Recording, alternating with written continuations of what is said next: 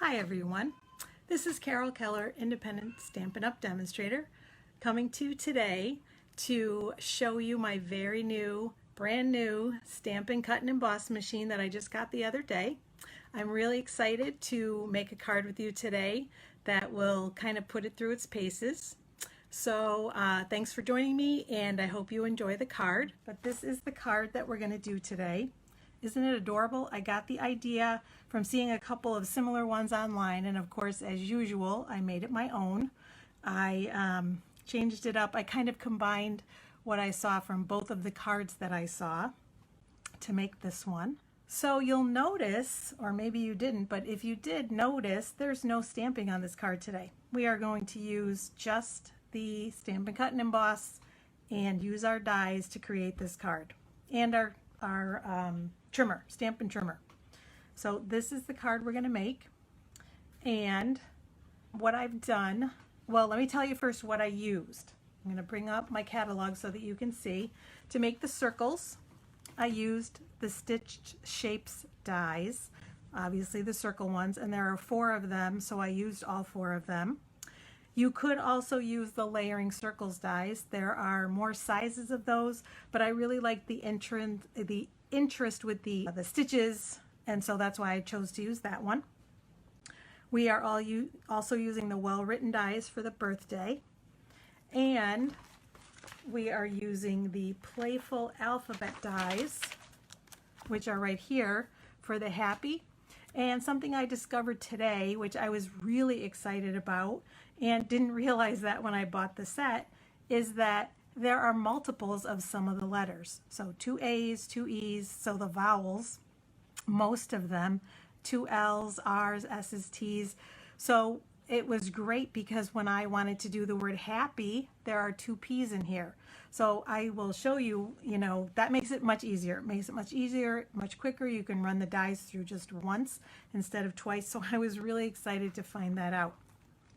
I had already used that die set and love it, but that made me even happier that I got it.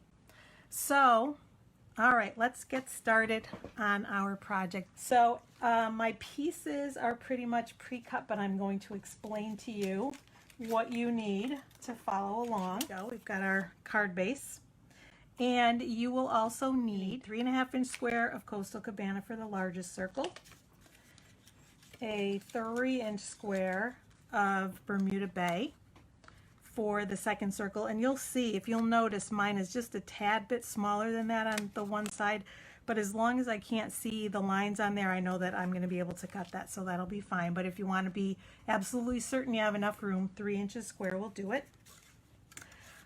And then the next color I used was Pacific Point, and this one should be at least 2.25 inches square. And the same thing, I know that it's going to fit and cut out my circle because I made sure I couldn't see it on the other side.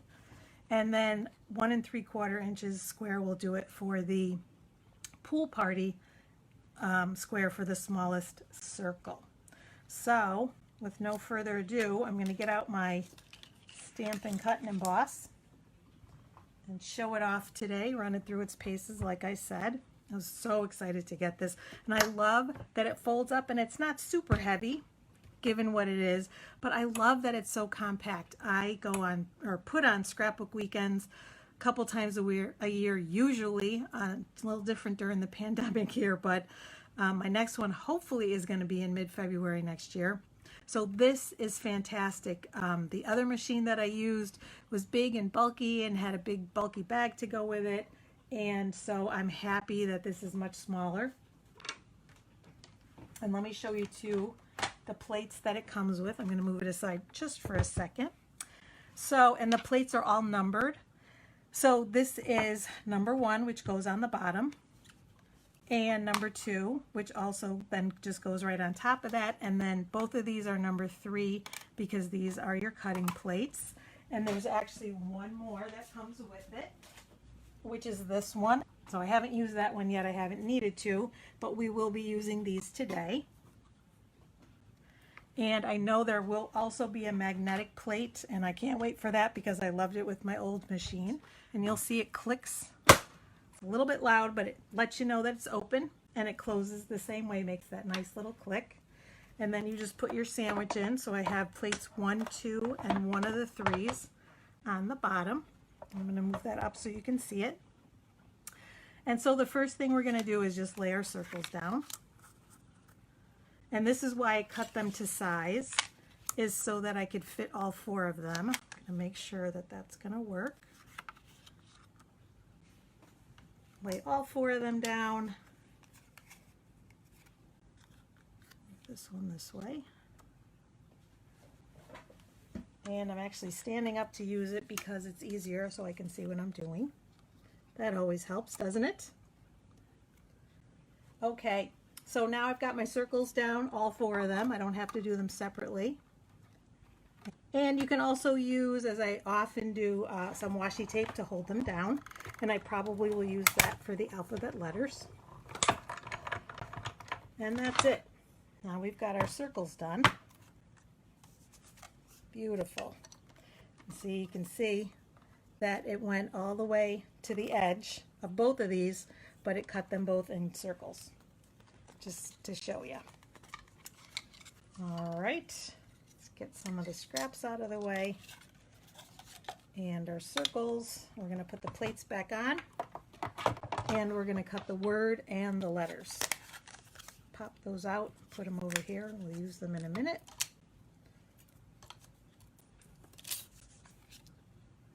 All right, so our next step, now we're going to do the word birthday and the letters for the word happy. So what I did was I prepared these with some adhesive sheets, our wonderful adhesive sheets that I've been loving to use with smaller items or intricate items like the word birthday.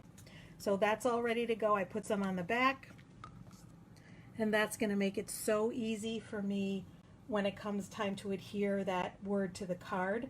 The one thing I'm going to caution you to remember, birthday has an I with a tiny little dot in there, and you can always substitute that dot with a rhinestone or a pearl or something like that.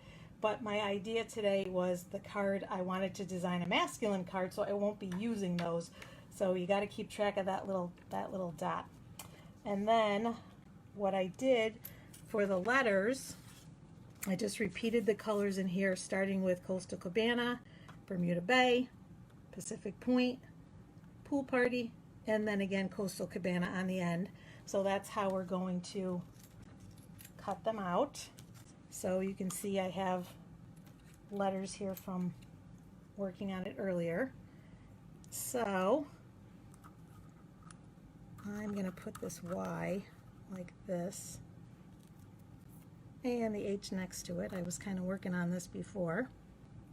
And I am going to use a piece of washi tape because I want to make sure that that stays exactly where I put it. And I'm going to move it up because I've got more letters to do. And for the A, again, I've got adhesive on the back, so I've already prepared, put the A down and put a little piece of washi tape. Same thing with Pacific Point. I think that one may be okay just like that. And then I had actually a leftover piece that I had used previously with just a little strip. So I'm going to line the edge of the P up with that. And then if we need to use a little multi-purpose adhesive glue, that's fine. Or liquid glue, then we'll do that. So I've got all 5 letters for happy and the word birthday. And I'm going to make sure that lays down where I want it. Whoops. And of course it's not.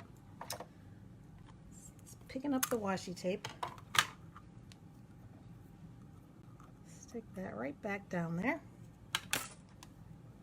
Give it a go. Perfect. Run it through.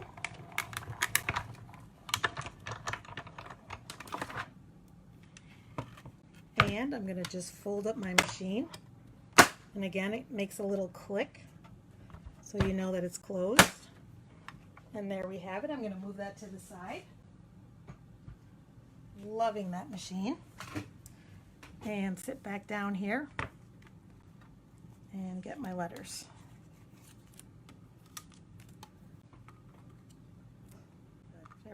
All right, the first thing we're going to do, I'm going to need that die brush for the word birthday, but I shouldn't need it. Well, I might need it for the letters too if they don't pop right out the way I want them to. So So we'll take off the washi tape. Yep, like that one. So the die brush is perfect. If those letters don't want to stay in there like the H, just make sure you keep track of them all. That's the tricky part. P and the other P and the word birthday. And again, I look and see the I is not there, so I know it's here. So I'm going to keep track of that as I am running the die brush through. So I've got my take your pick tool, and I'm going to, whoops, goes on the other end. Unscrew the putty end and screw in my die brush end. And we're going to put that putty end back because we're going to need it for the dot of that little I later. But we're just going to give it a brush and get all those letters out of there. Oops. Oh, and there's the little dot for the I right there. Pops out right away. That was what happened with my couple that I've done already. And everything has come out of here, so I don't need to use my pokey tool to get that out. Let's see. These I have noticed stay, even with the die brush, they don't always come out. So the solution for that is to use the other end, poke out the middle, and that's what those little holes are for. Whoops. Because then I can just pop the letters right out. Nice and easy.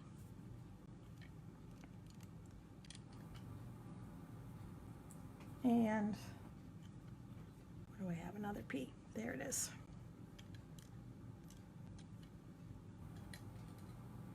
All right, so we have the letters for happy, and then birthday, you'll notice has a couple of pieces that are still in there that don't belong, so I'm just going to poke them out. And keeping my eye, of course, on the dot for that I, keeping my eye on the dot, which is right here. So I'm just going to move that aside and leave it where I know where it is. And then we will start doing some more work on the card. So now I need to bring my paper trimmer in, and I'll bring the card back so you can see it. But what we're going for is basically we have to cut the circles in half. And actually, you know what? I'm going to do the strip first. I think we'll put the letters down. That'll make more sense. So we'll move birthday out of the way, and we're going to assemble that strip so that things don't get lost. So because they have adhesive on the back, I started when I went to line it up with the middle letter. And this strip is 1 inch by 5.5 inches. And I actually thought it was a little bit wide. So this one is actually 7/8 by 5.5. And I'm going to see how that looks because, you know, like I always say, it's okay to change it up. So I'm starting with the middle letter so that I can use that kind of for reference for placement. And you can measure it.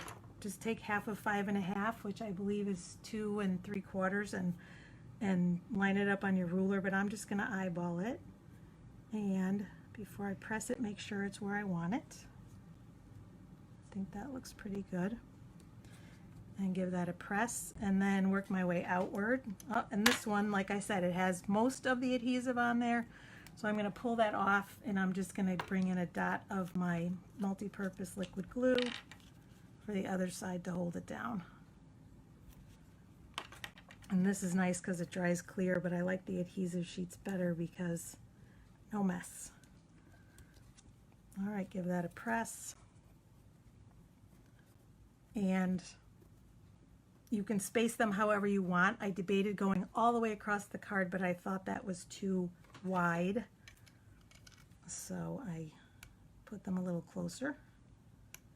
And again, I'm taking my paper piercer, my pokey tool, just to grab that paper off. And again, just eyeballing so that they're hopefully about the same width apart. I don't think people who get your card are going to be inspecting to see if they're all perfectly placed. Do you? All right, almost done here. Let's get the A. All right, so let's get the A down here. Oh, we'll move it over a little bit. And then the H. And we put the H in place. So now we're not going to lose track of our letters, and we can go for the rest of the card. So now for the circles, what we're going to do, like I said before, is grab that paper trimmer, move these out of the way a little bit, and we're going to cut the circles in half. And it's pretty easy. They line up pretty well if you just butt it up against the edge of the trimmer. And you can also see, I can see that there's about 3/4 of an inch on each side. So there's my first one. So you can double check by looking at the measurements on each side of the blade. And this one's about 1 inch on each side almost. That one's in half. And then the next one, which is about 1.25 inches. Give that a slice, and then the last one. So that's all you do is just butt them up against those two edges right there on the trimmer, and this is about 1.5 inches on each side. I can see that matches up pretty well. And there we go. Now we've got them in half, and I'm pretty confident that they're pretty darn close to being equal halves. All right, so now it's just a matter of assembly. So I'm going to bring the card back in so you can see it better. And what I did was I just paired them all up, all the different halves. And then what you're going to do is put some adhesive, and I'm using my Stampin' Seal on the back because I love it. I love it, love it, love it. And then line it up with the bottom edge all the way over to the right, and line it up with the bottom edge. And then I'm going to do the same thing with the rest of them. Line it up on the side and the bottom edge.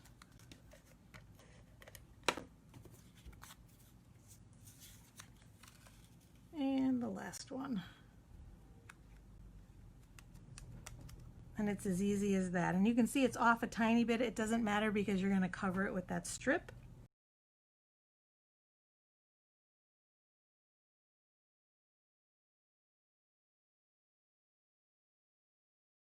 And I'm going to bring my card base in again.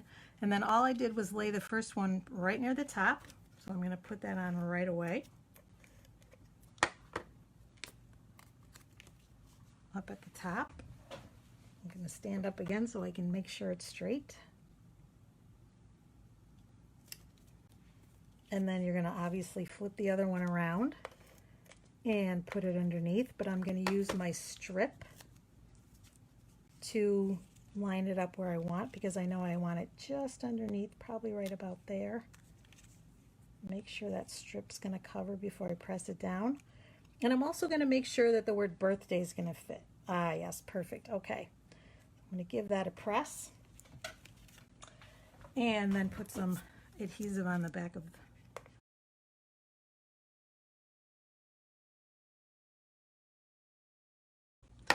and that just goes again right in the middle. And actually you could use Stampin' Dimensionals because it's really thick.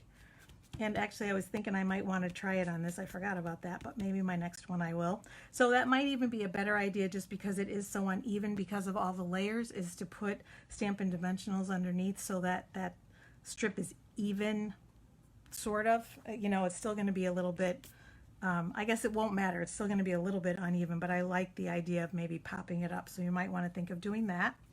And then the last thing we have to do is the word birthday. And on this one you can see there's a little place where I missed because I used two different strips. And so I'm just going to start right there. I don't need my paper piercer. I'm just going to peel it right from there. And what I did was line it up, because it wants to move around a little bit. I lined it up from the word day on the bottom. And pull my finger out of the way there, because it does want to pull and lean a little bit. So if you just take your time and get it where you want it, and then give it a press, and you're all set. And sometimes there are little fuzzies there. You can get rid of those. And last but not least, the dot for the eye. And here is what I did. It's very small, as you can see. So I'm going to take the end off of my, take the die brush end off of my Take Your Pick tool and put the putty back on, because I'm going to need that. And what I did was just kind of pick it up with my finger and just very carefully, you kind of have to hold it between your fingertips a little bit. Let's see if I can flip that over. Of course, it's not cooperating. There we go. There we go. So that the white part is up, the adhesive part is up, and you're just gonna very carefully, you're basically trying to just get the point in there. Yep, I got it. To just ease that up so you can pull it off.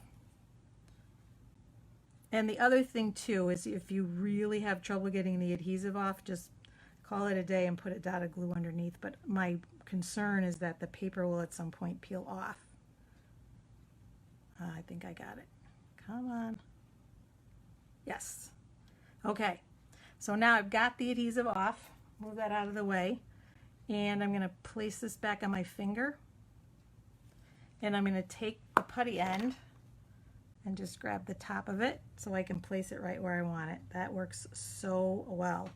In fact, I'm going to move it, I think, down a little bit. That looks good. Give it a press. Done. Ta-da!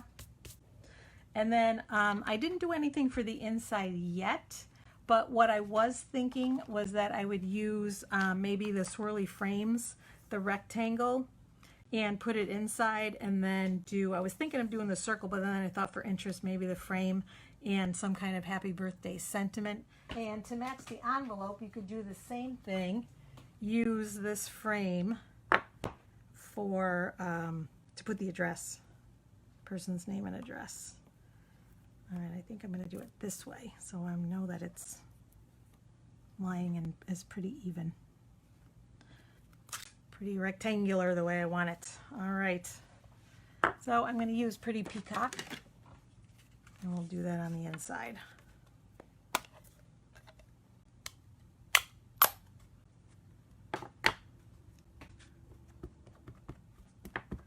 And this is a big one, so I've got to make sure it all gets inked up. Actually, maybe I'll do it this way. I don't normally do it this way unless it's a big stamp. Yeah, that's better, because then I can see that it's inked. And there's extra ink, but I don't think that's going to matter. Oops. So I think I'm going to just do it right here. And then put my sentiment inside. Not too bad.